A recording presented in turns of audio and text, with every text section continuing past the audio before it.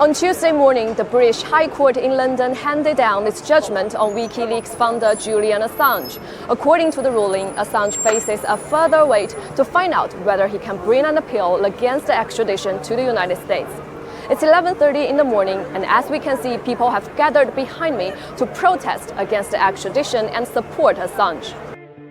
Free, free, Julian Assange! Free, free, Julian Assange! Free, free, Julian Assange! Free, free, Julian Assange! There's only one decision!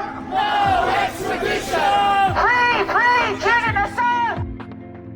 According to the Tuesday ruling, a decision on the appeal has been adjourned to May 20th as the court is seeking assurances from the United States that Assange could rely on the First Amendment to the U.S. Constitution and he would not be sentenced to death if convicted.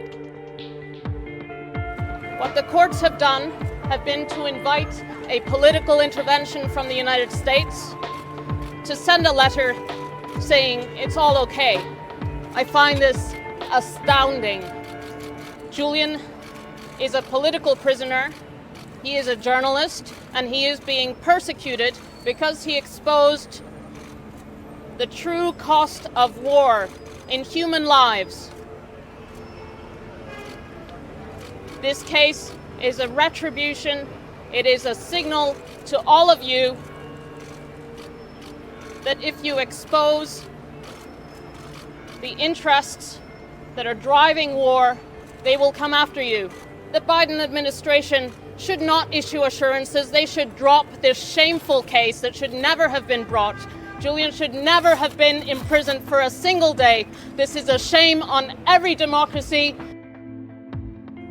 Assange is wanted by the United States on allegations of disclosing national defense information following WikiLeaks' publication of hundreds of thousands of leaked military documents relating to the Afghanistan and Iraq wars a decade ago.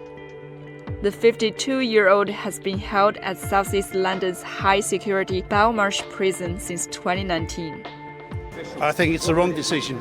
I think he should have been freed. I think he should have been freed 5 years ago. I don't think he should be incarcerated at all. If he is incarcerated in America, if he's extradited to America, that's an attack on journalism worldwide. We'll be back in May.